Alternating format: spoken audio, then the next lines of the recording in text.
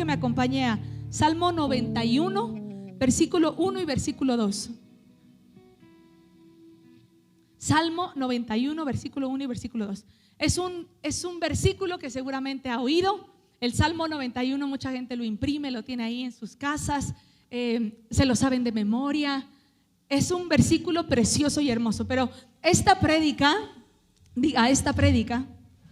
se va a tratar de esto, del 1 y el 2, del versículo 1 y el versículo 2 del Salmo 91. ¿Por qué? Porque al principio de año en los servicios proféticos, en lo que transmitimos en YouTube, le dijimos que este año se trataba de eso, de orar el Salmo 91. Pero muchas veces no entendemos realmente la magnitud que hay o la bendición que hay en ese salmo o en la palabra de Dios, o cómo apropiarnos de lo que dice ahí.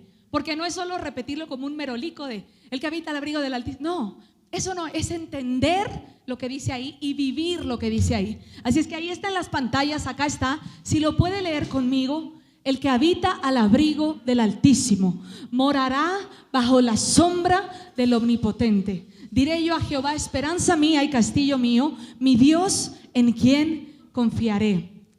Mientras yo estaba leyendo y estaba estudiando esta palabra que Dios me habló desde el año pasado, y tenía ahí unas notitas, pero sentí perfectamente que esta era la palabra para este domingo, porque no es venir y dar cualquier cosa, es decir, Espíritu Santo, que tú le quieres hablar a Juanita, a María, a Isabel, a Pedro, que tú le quieres hablar. Por eso es que uno sale de aquí y dice: ay, parece que saben lo que estoy viviendo, parece que como que me hablaron directamente, que mi esposo fue de chismoso y le contó a la pastora lo que está pasando en mi casa, porque es como que la palabra llegó directa al corazón.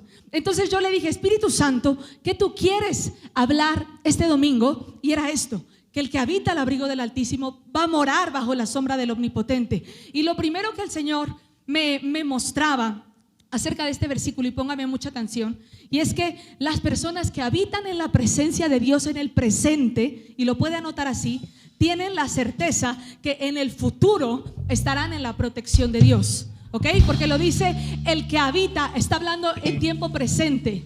El que habita al abrigo del Altísimo morará, es decir, mañana estará seguro, pasado mañana estará seguro, la siguiente semana estará seguro, si viene una pandemia estará seguro. Y ¿sabe qué es lo más lindo? Y lo que yo leía, yo decía: wow, Señor, porque si uno entiende esto, de menso te sales de la presencia de Dios. Uno tendría que ser muy tonto para decidir salir de ahí, porque lo entendiste. Hoy estoy aquí, hoy estás en este lugar, levantas las manos y dices: la presencia de Dios está aquí, y te garantiza que el día de mañana hay protección para tu vida, hay cobertura. Y tú dices: de tonto, de menso, me salgo de este lugar. Y esta es una revelación que Dios me dio de este versículo. Pero eso fue muy lindo para mi corazón. Y dije: wow, Señor, gracias por los tiempos que podemos pasar en tu presencia. Pero Dios fue mucho más profundo, porque así es Dios, y lo hizo mucho más fuerte, y por así decirlo un poquito más difícil. La puso un poquito más difícil, porque ese fue el primer nivel de revelación que yo entendí. Pero después me dio un segundo nivel de revelación que ya se puso más complicado. Diga, se puso complicado. Cuando uno lee el que habita al abrigo del Altísimo, Dios me mostraba el que habita bajo mi cobertura y el que habita bajo mi protección. El que habita, no sé si decirle esto, el que sí está sujeto a mi autoridad, el que sí obedece lo que yo le digo. El abrigo es una cobertura, ¿verdad? Es una protección. El que sí está sometido, el que sí obedece, es el que mora bajo la sombra del Omnipotente. Entonces no solo se trata de adorar, porque muchas veces, y esto es lo más triste, la iglesia adora. Aquí hay un espíritu de adoración y de libertad. Y entonces, ¿por qué lucho? Estoy en la presencia de Dios, pero entonces, ¿por qué hay luchas de enfermedad? ¿Por qué hay luchas en mi casa?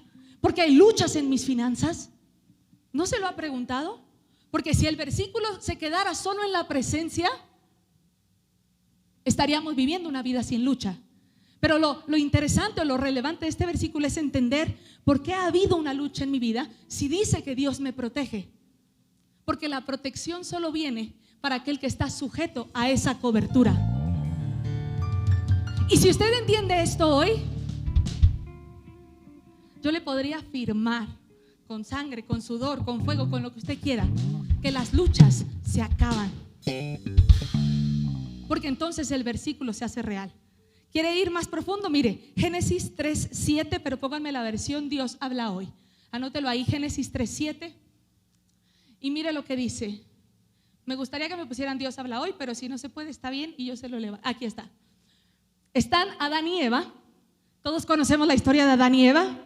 Ok, están Adán y Eva y viene la desobediencia a Dios. Y viene ese momento que van a ser expulsados de la presencia de Dios. Y mire lo que sucede. En ese momento se les abrieron los ojos y los dos se dieron cuenta de que estaban desnudos. Entonces se cosieron hojas de higuera y se cubrieron. Reconocieron que tenían una necesidad de protección y de cobertura. No todos están entendiendo lo que le estoy diciendo.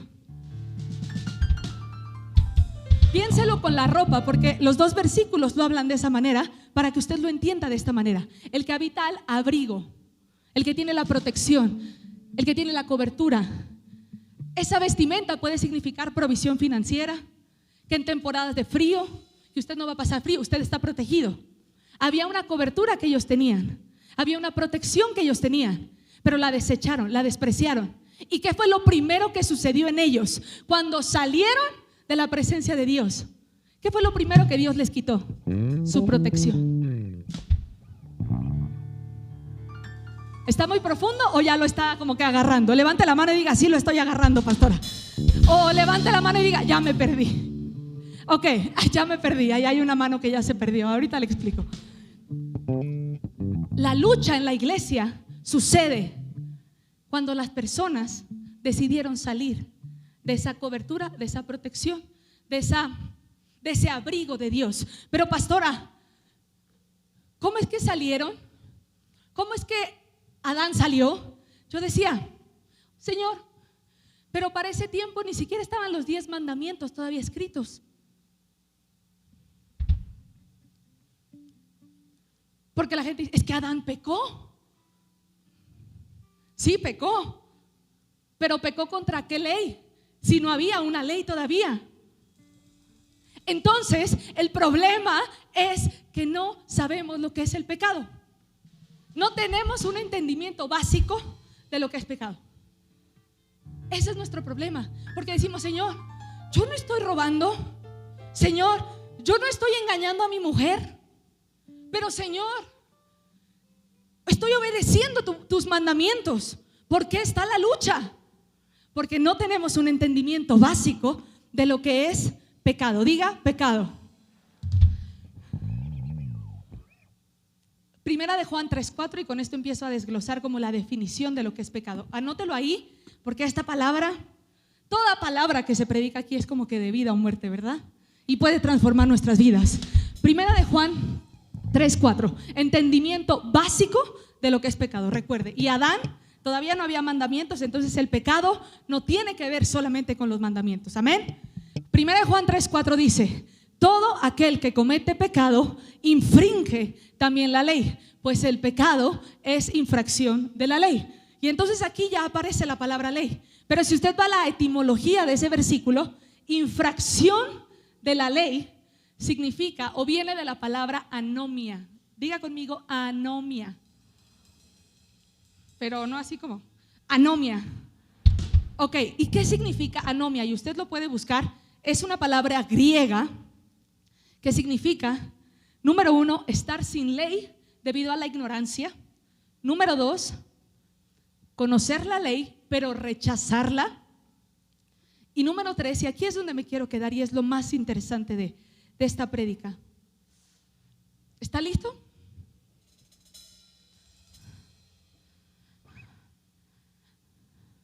Sustituir la voluntad de alguien más por la voluntad propia. Esa es la definición básica de pecado. en el momento que creemos que eso que Dios dice puede ser sustituido un poquito por yo sé cómo hacerlo. Quiero que hay un ejemplo que Dios como que me revelaba, y siempre me lo revela con los niños, porque luego estoy ahí estudiando y volteo a ver a mi hija y digo, ¿cómo entendería ella esto? Usted piensa en un niño o una niña de 6, 7 años, ¿ok? Y si tiene hijos de esa edad va a ser más fácil, o cuando tuvieron esa edad, piensen eso. Si usted se acerca con ellos hoy y les dice, mi amor, ¿para ti qué significa estar enfermo? Pues probablemente el niño te diría, bueno, mamá, pues tener mocos, tener tos, vomitar, diarrea y alguna enfermedad por la que ellos hayan pasado en esos 7 años, que haya sido normal. Pero si usted se acerca con una persona de 43 años, 40, 50 años, que tiene cáncer, y usted le dice, ¿qué es la enfermedad? La respuesta va a ser diferente, ¿verdad? No va a ser mocos, vómito. Va a representar muchas más cosas.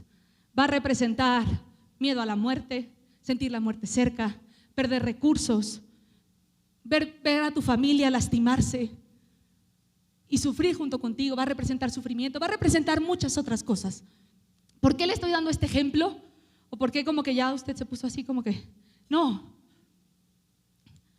Nosotros sustituimos nuestra voluntad por nuestra voluntad por encima de la voluntad de Dios, es decir, el pecado, muchas veces siendo como esos niños de 7 años que conocen parte, pero que creen que ya conocen todo. Y entonces, pues hago esto, pero no pasa nada. Voy poquito acá, pero no pasa nada. Y Dios, viendo todo el panorama, o aún gente que está del otro lado, como yo hoy predicándole, que ya puede ser una mujer que ha vivido enfermedad en una plenitud más grande, te dice, no, eso no es un juego. El poner tu voluntad por encima de la voluntad de Dios, eso no es un juego. El pecado tiene consecuencias. Y tú eres el niño chiquito de 7 años como de, no pasa nada. Cada vez que decimos no pasa nada, estamos siendo ese niño pequeñito de 7 años que conoce en parte la enfermedad, que dice, la enfermedad son moquitos, mamá, pero no conocemos completo, no conocemos el total. Entonces, ¿cuál sería la definición básica de pecado? Sustituir la voluntad de Dios por la voluntad propia. Cada vez que sustituimos la voluntad de Dios por nuestra voluntad, estamos pecando. No me estoy yendo a la cama con alguien más, no. Pero estás diciendo, no necesito tu abrigo. ¿Sabes qué, Dios? Sí, qué lindo tu abrigo, qué linda tu presencia, pero ya el lunes como que se me olvidó, me lo voy a quitar. No me gusta, prefiero otro. ¿Sigue aquí? Ok, lo voy a tratar de hacer lo más amoroso y lindo posible para que se le grabe en su corazón. Porque si saco la metralleta, usted se va a quedar así como que, eso no es para mí, pastora. Pero quédese aquí, reciba lo que le estoy diciendo, porque sé que el Espíritu está hablando. Lucas 14:15, y con esto empezamos a desmenuzar todavía más lo que significa esa palabra anomia. Hay una parábola. Jesús estaba en una comida y estaban jajaja, jijiji, y de repente uno dice, ay, qué padre va a ser cuando comamos en el cielo. Y Jesús dice, por cierto, aprovechando eso, les voy a contar una parábola, hablando de a ver quién es quien va a comer allá arriba en el reino de los cielos. Y entonces comienza la parábola en Lucas 14:15. Desde ahí es ese hombre que dice, oyendo esto, uno de los que estaban sentados con él a la mesa le dijo, bienaventurado el que coma pan en el reino de Dios.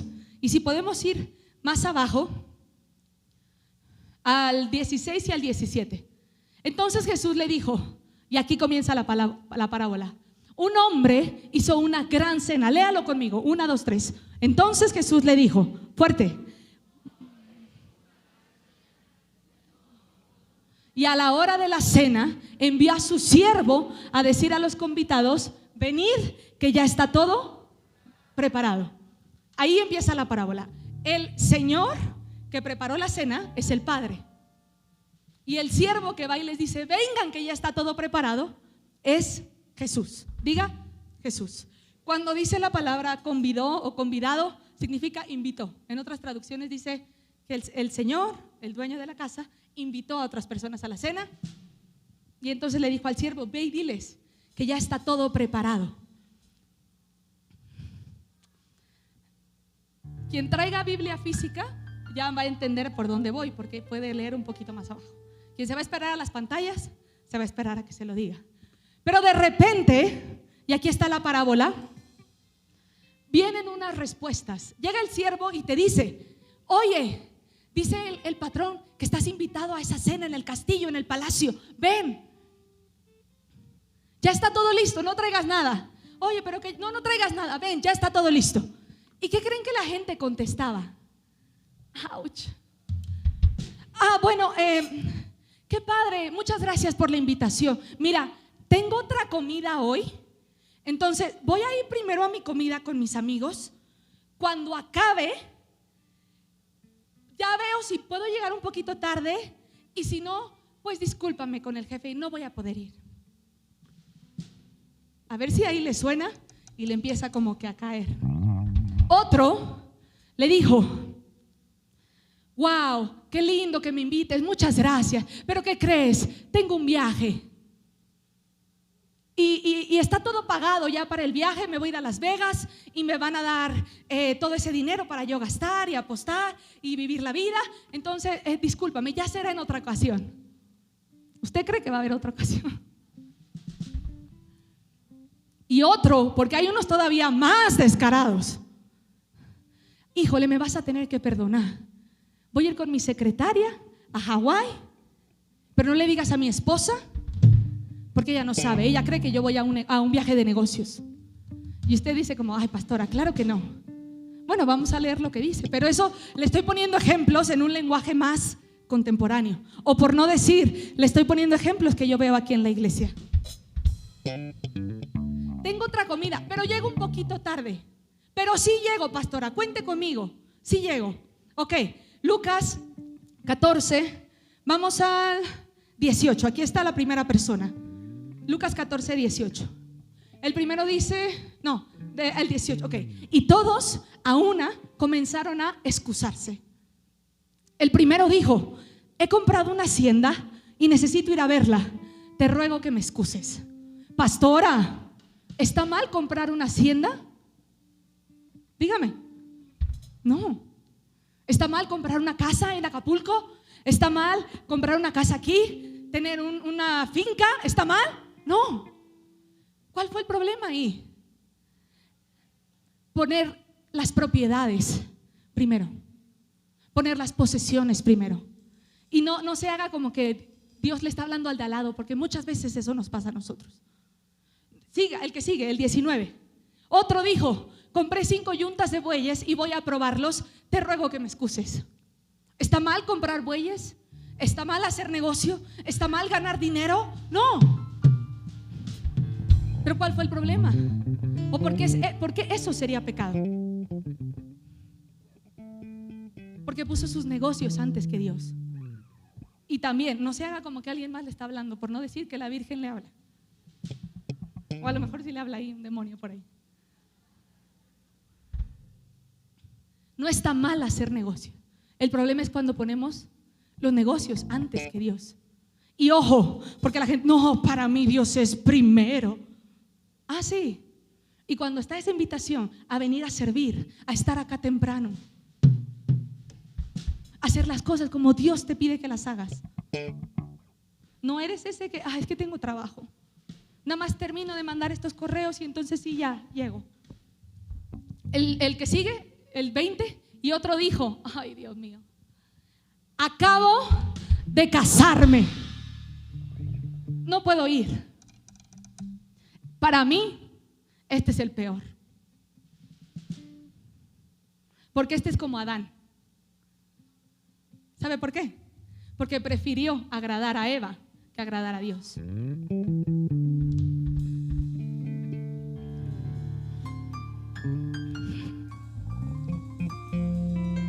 Segunda de Corintios 11:3 dice, fíjese eso, Eva no fue la que pecó. Segunda de Corintios 11:3 dice que ella fue engañada. El que pecó fue Adán. Mire, lea conmigo, ahí sí me lo van a poner. Segunda de Corintios 11:3. Pero temo que como la serpiente con astucia engañó a Eva, vuestros sentidos sean de alguna manera extraviados de la sincera fidelidad a Cristo. Ahora si me ponen Primera de Timoteo 2:14, mire lo que dice esto. Adán no fue engañado,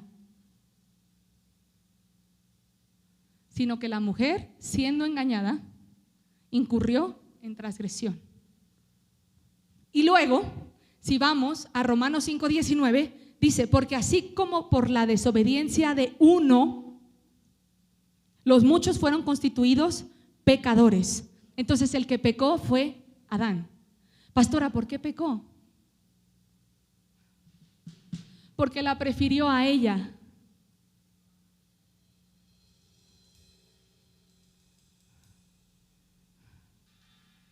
Muchos pueden decir, yo he sido esa Eva. O, yo he sido ese Adán. Y cuando estamos dormidos y, mi amor, vamos a la iglesia. No, mi amor. ¿Y si mejor nos quedamos? Y te hago unos hot cakes calientitos, ricos, con Nutella. Y usted dice, ¿qué de malo tiene quedarme aquí con mi esposa? Pastora, eso no tendría que ser pecado. Nos falta entendimiento básico. En ese momento te saliste de la protección, te quitaste el abrigo y dijiste, prefiero el abrigo que me compró ella. Está fuerte, ¿verdad? Pero ¿verdad que sí lo estoy haciendo con amor? Gracias. Preferiste el abrigo que te compró ella. Lucas 14:24, y mire lo más interesante de esto. Porque les digo que ninguno de aquellos hombres que fueron invitados va a venir a la cena. Hay otra versión que dice algo todavía más horrible, que ni siquiera podrán pasar. O sea, no solo no cenarán, ni siquiera podrán pasar a ver mientras los otros cenan. Pastora, entonces significa que el padre se va a quedar en su cena con la mesa vacía. No, sería imposible. Miren lo que hizo Jesús cuando vio que los de la iglesia, porque esos eran los que invitó, no diga, invitó a los de afuera, no, a los que se les extendió la invitación bien bonita, digital, impresa en el papel más lindo, con moñito, fue a los de la iglesia. Y ellos la despreciaron. Entonces, ¿qué hizo Dios para que esa mesa no quedara vacía? ¿Quiere ver qué hizo Dios? Vamos al 23. Regresen al 23. Dijo el Señor al siervo: ve por los caminos y por los vallados y fuérzalos a entrar para que se llene mi casa. Ojo, no está hablando de usted. Dios no está diciendo oblígalos a ellos, a los que estaban invitados. No, ¿sabe qué está diciendo? Ve por la prostituta, ve por el perdido, ve por el que está en drogas, ve por el que lo perdió todo. A ese recógelo y tráelo a la mesa, porque ese va a obedecer inmediato. ¿Sabe que esa parábola es de los últimos tiempos? Qué triste que gente que estuvo 20 años esperando a Jesús, 20 años le entregó su vida, 20 años lo sirvió, 20 años se sintió tan santo, tan lindo, tan bueno, tan invitado a la mesa del Señor, y a la mera hora ni siquiera pudiste entrar. Pero alguien que estaba allá afuera no lo dudó dos veces. Hubo una obediencia inmediata. ¿Hay una cena? Claro que quiero ir.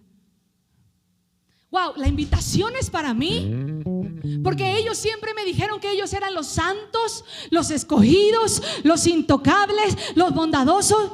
Wow, Dios me está invitando a mí. Claro que quiero ir. Claro que quiero dejar de vivir sin ese abrigo. Claro que acepto ese abrigo, dámelo. Claro que acepto dejar de vivir una vida de vacíos y una vida de dolor. Muchas veces, wow, Señor, se nos olvida el día que aceptamos ponernos ese abrigo. Y te acostumbraste ya tanto a Él que no valoras esa cobertura de Dios. Y que ya se te hace fácil como que, bueno, Hoy me lo quito, el domingo me lo pongo, el lunes me lo quito, el viernes en la noche me lo quito, cuando voy con estos amigos me lo quito, pero ya llega el domingo, la casa de paz, me lo pongo. Y le perdemos ese valor a esa protección y decimos, pero ¿por qué estoy luchando? Pues porque el lunes, martes, miércoles, jueves, viernes andas sin el abrigo. ¿Cómo no te va a dar neumonía? ¿Está entendiendo lo que le estoy diciendo? Pero no es para el de al lado, agárrelo como que es para usted. Amén. Entonces hay otro ejemplo, Mateo 21, 28, 31.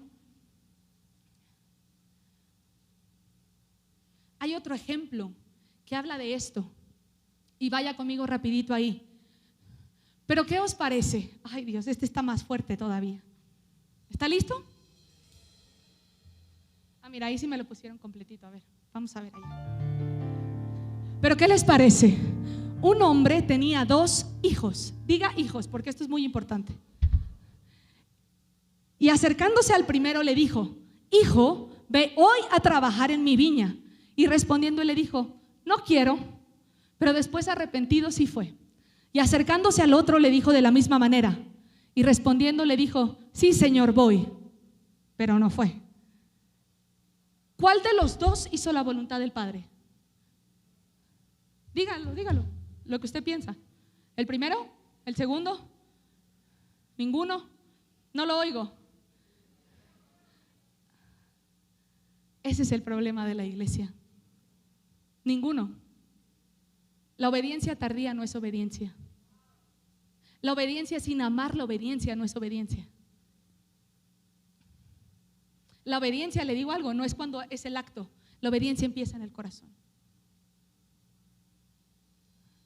Entonces ninguno hizo. ¿Y sabe qué es lo más triste? Por eso le dije que repitiera la palabra hijos. Porque ese hombre tenía 2 hijos. Y estamos acá que, porque tu hijo y los hijos son los más desobedientes, que se sienten con el derecho de decirle a Dios: no quiero, hoy no. Bueno, sí voy, pero ¿qué te parece si ya por ahí del jueves? Usted sabe que este año Dios puso en nuestro corazón estar hablando del temor y de la reverencia a Dios. Por eso esta palabra. Usted no puede decir que usted le tiene temor y reverencia a Dios y somos así. Y digo somos, porque esta palabra primero como que la tuve que comer, aceptar, asimilar yo, para poder venir y enseñarle. Y mire lo que dice más abajo. Bueno, les preguntó que quiénes hicieron la voluntad y dijeron ellos el primero. Jesús, miren lo que les contestó: de cierto les digo que los publicanos y las rameras van delante de ustedes en el reino de Dios. Es decir, el hijo cree que ya está ahí formado para que Cristo venga. Y Dios le dice no. Busqué la definición de publicanos y otras traducciones y era los de mala fama, los rateros, los cobradores de impuestos, las rameras. Todos ellos van antes que tú en el reino de Dios. Van antes que los hijos. Diga hijos. Ay, pastora, qué fuerte. Pues dígale a Jesús, porque él fue el que dijo eso. Yo no saqué esa parábola, pero está fuerte, ¿verdad? Entonces lo interesante es que eran hijos. Y aquí puse otra definición básica de pecado. Para quien está anotando, anótelo rápido. El pecado básico es la desobediencia a Dios como autoridad. Se lo voy a repetir. Definición básica de pecado: desobediencia a Dios como autoridad. Otra vez, no tiene nada que ver con la ley, con los mandamientos, no. Es como que si Dios te dice, porque muchos dicen, bueno, no, Dios es mi autoridad, pastora, pero a mí no me ha pedido nada de eso. No.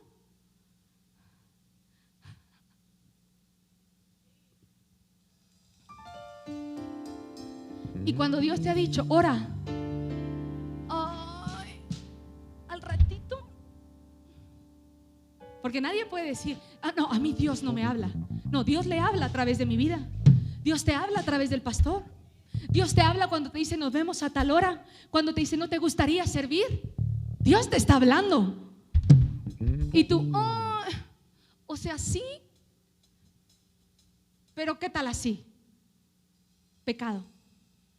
No te estás acostando con alguien más, no estás matando a alguien, no estás matando una gallina, porque decimos, eso es pecado. No, desobedecer a Dios como nuestra autoridad.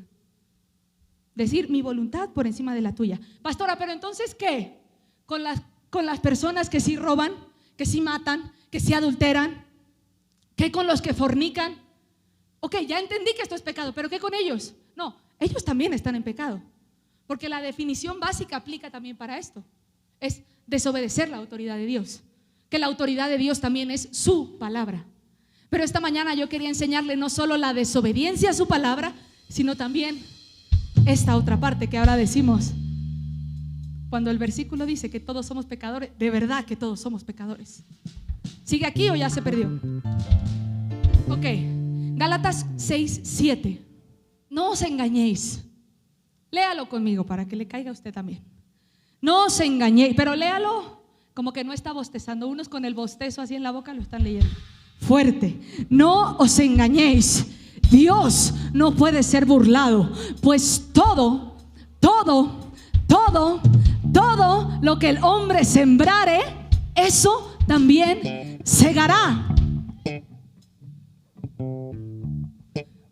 Por eso le dije, la gente en la iglesia está luchando, y no está luchando porque es que el diablo es bien malo.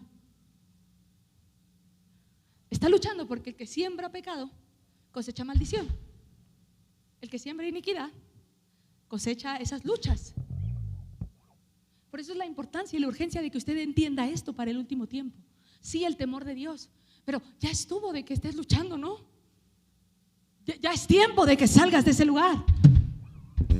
Porque lo más lindo de ese versículo, y Dios me decía casi como que mientras yo escribía, como que, hija, subraya esto en rojo y repíteselo, porque no solo se trata de ok, yo siembro desobediencia, cosecho maldición, sino también cuando el hombre siembra obediencia.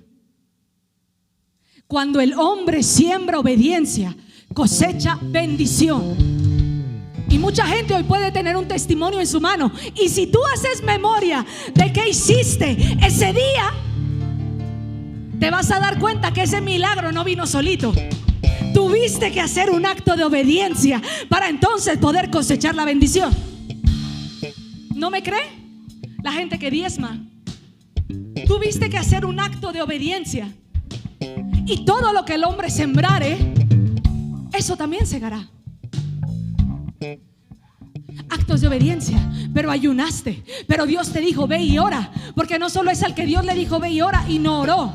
Hay unos a quien Dios te dijo ese día, hija, ve y ora, y fuiste y oraste y detuviste el ataque contra tu hijo y lo libraste de ese accidente, y algo pasó en esa compañía, pero a tu hijo no lo tocó. Alguien cosechó bendición cuando sembró esa obediencia a Dios.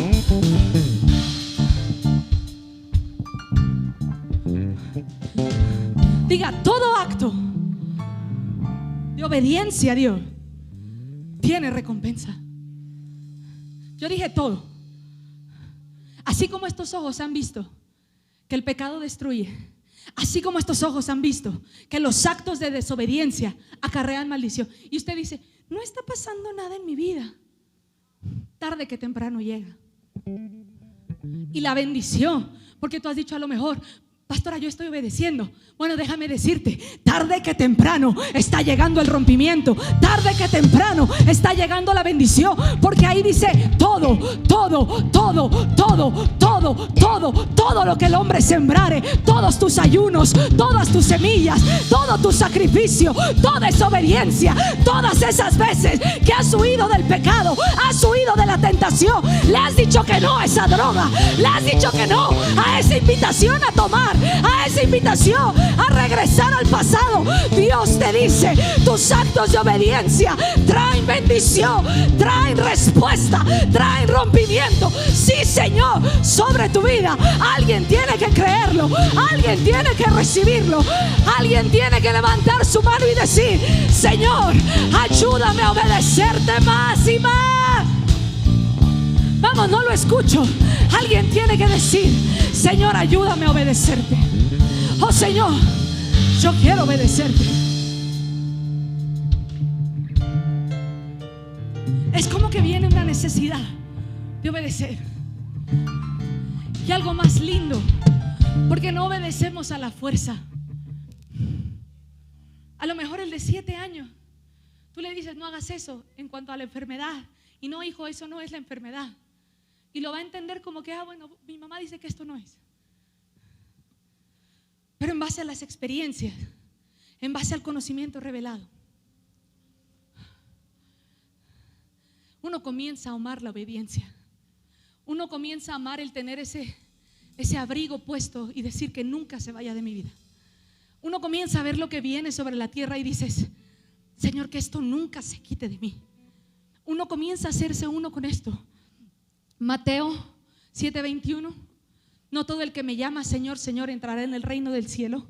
Solo entrarán aquellos que verdaderamente, ojo, Dios hace énfasis, porque unos dicen estar haciendo la voluntad de Dios. Unos dicen, Dios me dijo que esta es su voluntad.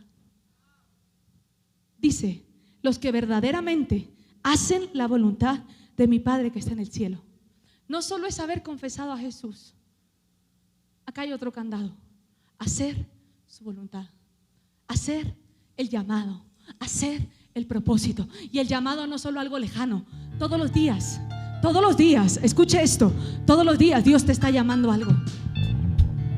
Anótelo, porque usted tiene que estar alerta a qué Dios te está llamando. Dios te ha dicho, predícale a esta persona, háblale, hijo. Todos los días hay un llamado.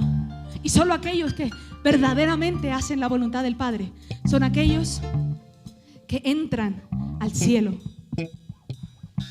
Y le digo algo más lindo, porque dentro de lo de la protección,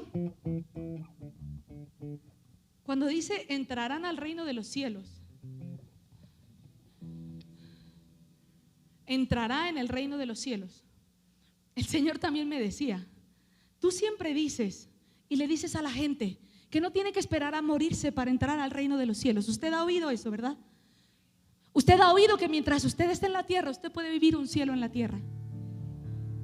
Pastora, ¿cuál es la llave para vivir un cielo en la tierra? Hacer verdaderamente la voluntad del Padre. Yo quiero vivir un cielo en la tierra. ¿Qué hay en el cielo? Hay paz. Empezando por ahí, hay paz, hay riquezas, hay protección, hay provisión, hay unidad, hay amor, hay plenitud, hay llenura. Yo quiero vivir un cielo en la tierra. Yo quiero dejar esta lucha. Ya, lo de mi matrimonio, ya, hasta aquí estoy. Oye, no es culpa de Dios. ¿Qué tengo que hacer? Hacer verdaderamente la voluntad del Padre para que puedas vivir un cielo en la tierra. Hacer verdaderamente la voluntad del Padre. Eclesiastés 12:13. Estoy terminando, se lo prometo. Este Salomón, Dios habla hoy, si me pueden, eso, gracias. Este Salomón, el hombre más rico que ha pisado la tierra. Usted puede leer en la Biblia todo lo que él tuvo. Fue verdaderamente rico. Más rico que ¿cómo se llama el de? No. Elon Musk. Más rico que Elon Musk. Mucho más rico. Mucho más rico que el más rico de todos los ricos de este tiempo, Salomón. Y no solamente fue el más rico, sino que fue el hombre más sabio que ha pisado la tierra. Y el libro de Eclesiastés, que si usted no lo sabía, también lo escribió Salomón. Puede leer Proverbios, que es espectacular la sabiduría que hay ahí, pero Eclesiastés es de mis libros favoritos y lo escribió Salomón. Y el libro de Eclesiastés termina con esto: el hombre más rico, el hombre más sabio, el discurso ha terminado, ya todo ha sido dicho. Honra a Dios y cumple sus mandamientos, porque eso es el todo del hombre. ¿Qué le estaba diciendo? ¿Por qué Salomón escribiría esto en la Biblia? Porque te está diciendo, ¿quieres tener éxito? Eso es el todo. Esa es la llave. Ese es el secreto. Verdaderamente quieres tener éxito en ese negocio, en ese sueño, en esa familia. Todo lo que dijo en todos sus libros y versículos que escribió está resumido ahí. Honra a Dios, reconócelo como tu autoridad, cumple sus mandamientos. Eso es el todo. Esa es la llave, no hay otra. Me gustaría decirle que hay otra. Prenda una veladora, no sirve. qué fácil. No, prende la veladora. No, obedece a Dios, porque entonces va a pasar algo. Prendiendo tu velita no va a pasar nada. Regreso al amor. Eclesiastés 12:13, ahí está, lo puede anotar. Ese hombre escribió esto estando en su lecho de muerte. Es decir, ya no era el niño de 7 años diciendo moquitos y diarrea, ya habiendo vivido las dificultades, porque también vivió dificultades. Pero si usted lee bien su historia, las dificultades que vivió, las vivió por su desobediencia. Y el éxito que vivió, lo vivió por su obediencia. Entonces, estando en el lecho de muerte, dice esto.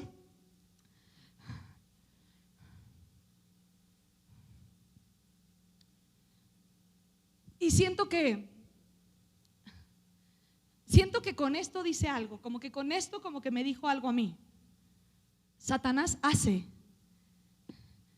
que las cosas que nos liberan parezcan esclavizantes y que las cosas que nos esclavizan parezcan liberadoras. Lo voy a repetir, anótelo y ahorita se lo explico. Satanás hace que las cosas que nos liberan parezcan esclavizantes y que las cosas que nos esclavizan parezcan liberadoras.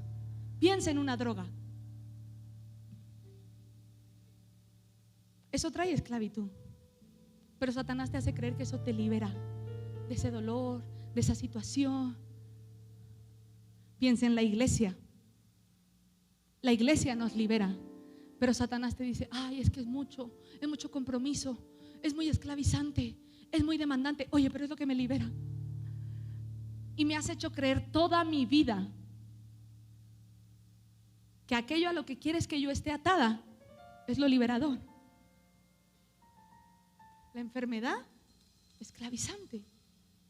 Todo lo que el diablo pueda ofrecernos, por más que se vea como tan placentero, tan bueno, tan poderoso, tan lleno de dinero, no sé cómo usted lo quiera ver, tan deseable. A él le encanta hacer que aquello que nos esclaviza parezca deseable, y mientras que lo liberador parezca esclavizante. Y una vez que entiendes esto, no caes en sus trampas, porque piensas: ¿qué él quiere lograr conmigo? Hechos 26:14. Si quieren, solo aquí, para que ellos no tapen la pantalla. Bájenme poquito las luces. Quiero llamar toda su atención, porque esto es lo que Dios me dijo que ministrara. Hay gente en este lugar, hay gente viendo por internet, que viniste a este lugar con 1, 2, 3 luchas en tu vida. Luchando con una adicción, luchando en tu familia, luchando con una enfermedad. A lo mejor alguien, y esto es lo que siento en mi espíritu, viniste como con incluso un pensamiento de ya dejar la iglesia, como que siento que no está funcionando, es que no está pasando nada en mi vida.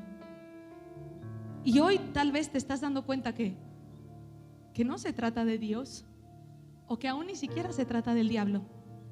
Se trata de este versículo que está aquí. Y seguramente hay gente aquí que lo ha leído, pero como que yo nunca lo había entendido. A lo mejor usted sí, o a lo mejor ahora lo va a entender, pero para mí fue como muy desgarrador.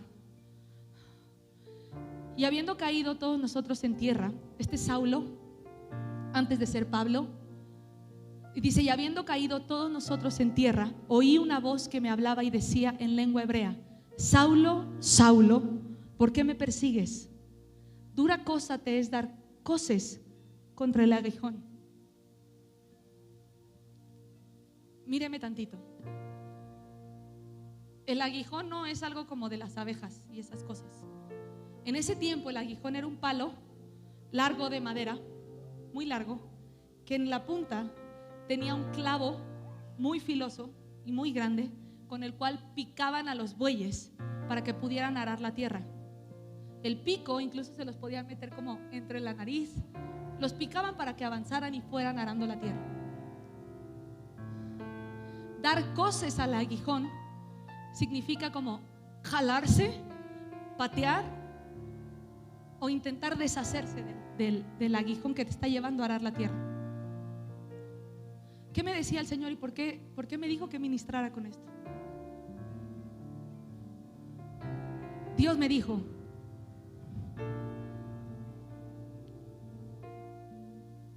que hay gente que al intentar quitarse eso, que en esa lucha por querer hacer tu voluntad y hacerlo en tus fuerzas, me dijo así: ellos se están lastimando. Es el Espíritu de Dios diciendo: hijo, te estás lastimando. Esa lucha te está lastimando. Esa enfermedad te está desgastando. Y Jesús le dice: ¿por qué me persigues? Y es como que el Espíritu Santo te dice: ¿por qué me echas a mí la culpa? Porque dices que no soy yo quien no te escucho. Porque dices que no soy yo quien no está haciendo el milagro, cuando tú eres quien se está lastimando.